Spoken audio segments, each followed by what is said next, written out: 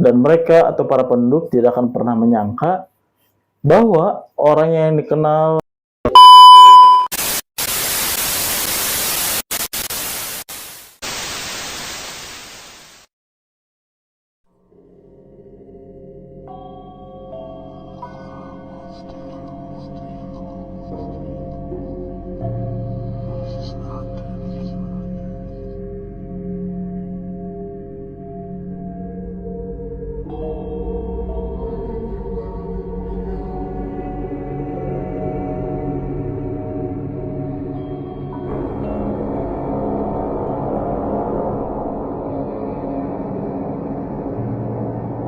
Assalamualaikum warahmatullahi wabarakatuh.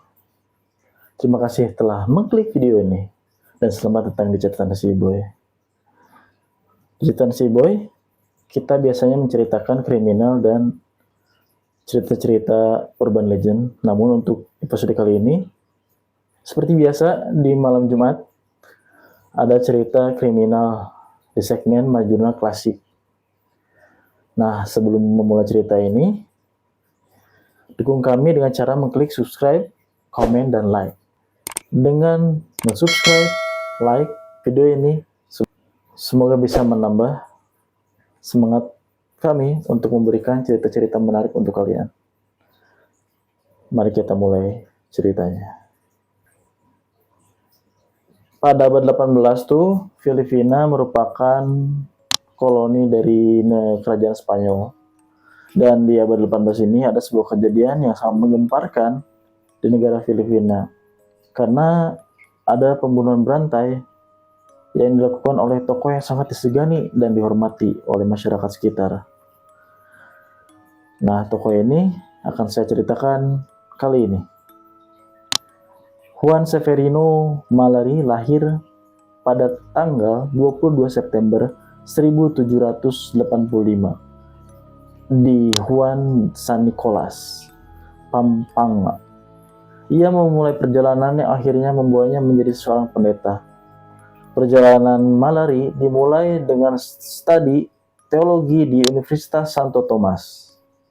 Nah, Universitas Santo Tomas ini adalah salah satu universitas bergengsi di Filipina bagi studi teologi. Pada tahun 1809, Malari ditasbihkan sebagai pendeta Katolik. Setelah beliau ditasbihkan dan jadi koadjutor di Gapa, Lubao, dan Bacolor. Ia kemudian bersaing untuk mendapatkan posisi pendeta paroki di beberapa daerah, yaitu Orani, Mariveles, Lubao, dan pelabuhan Cavite sebagai pendeta. Tetapi kebetulan Malari ini itu terus-menerus ditolak di daerah-daerah yang saya sebutkan tadi. Di tengah kemunduran karirnya sebagai pendeta, Malari menemukan pelipurara dan pengakuan atas bakat seninya. Ia mengasah keterampilannya dalam kaligrafi dan memperoleh reputasi sebagai pendeta seniman kaligrafi Filipina kedua, mengikuti jejak Pastor Mariano Hipolito. Menurut beberapa laporan, hiasan tersebut meliputi bunga, tanaman merambat, dan malaikat yang sedang duduk atau berdiri di atas awan. Pada tahun 1810, serangkaian pembunuhan dilaporkan terjadi di Pampanga. Mayat-mayat yang bersimbah darah tiba-tiba berceceran satu persatu di sudut-sudut kota Magalang. Baik warga Filipina maupun Spanyol dicekam ketakutan karena mereka mungkin akan menjadi korban berikutnya.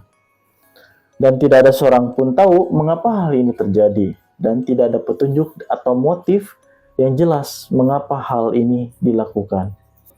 Ketika pasukan polisi kolonial Spanyol berjuang menyatukan potongan-potongan itu, lebih banyak mayat bertumpuk dengan beberapa bahkan mengarah pemikiran bahwa pembunuhan ini dilakukan oleh seorang monster atau harimau.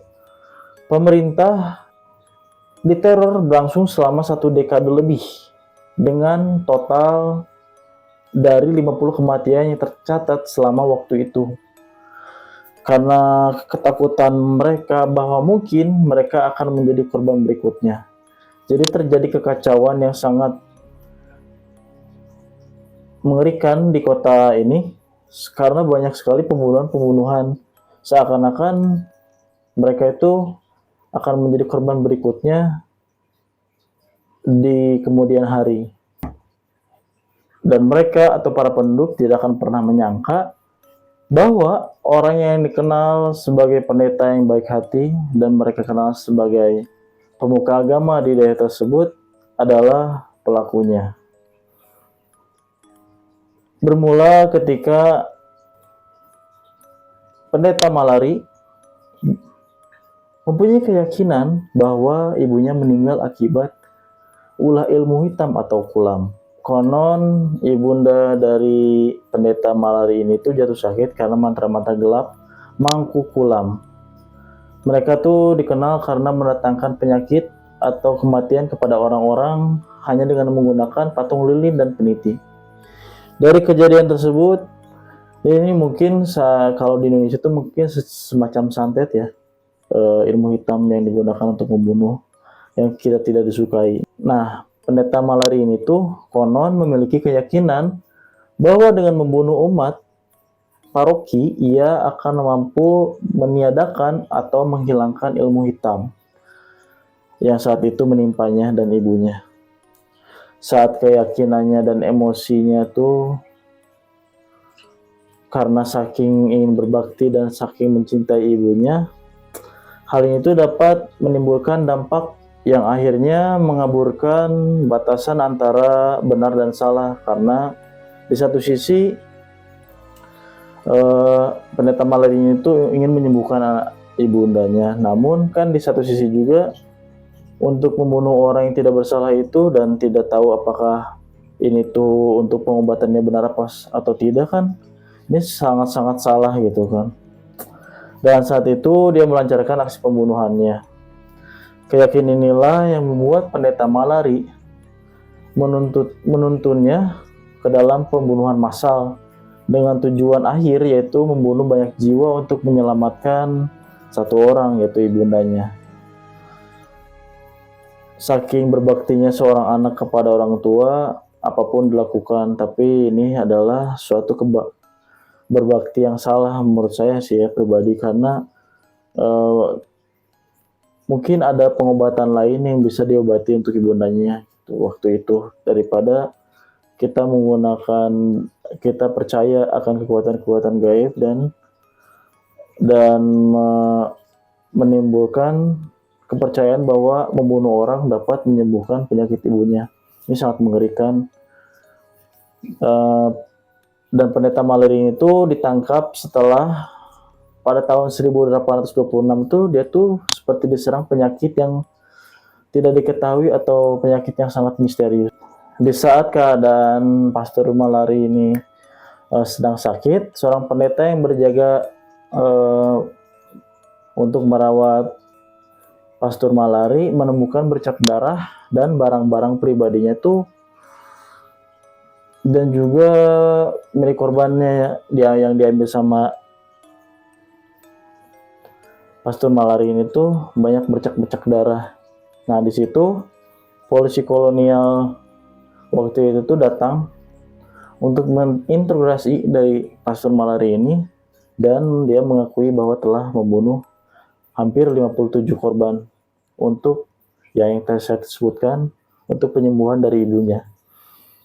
Kemudian dia atau Pastor Malari itu dipenjara selama 14 tahun, namun ada pendapat dari Dr. Luciano Santiago bahwa pendeta itu seharusnya dikirim ke lembaga kesehatan mental pertama di Filipina, mungkin merujuk ke Hospicio de San Jose ya, atau Rumah Sakit San Lazaro di Filipina, untuk mungkin ada kemungkinan bahwa pendeta Malari ini tuh mengidap gangguan jiwa, jadi tidak bisa dihukum secara seperti orang biasa.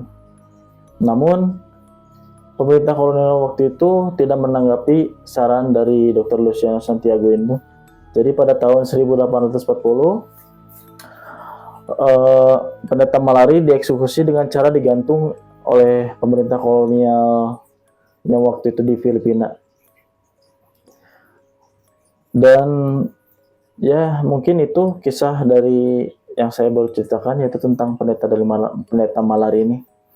Jadi bakti kepada orang tua itu mungkin dia sangat ingin berbakti pada orang tua, namun dengan jalan yang salah, pengobatan mungkin bisa melalui medis atau cara-cara yang lebih baik, tidak harus untuk membunuh orang atau mengorbankan nyawa orang untuk kepentingan pribadi, walaupun itu adalah bakti kepada orang tua.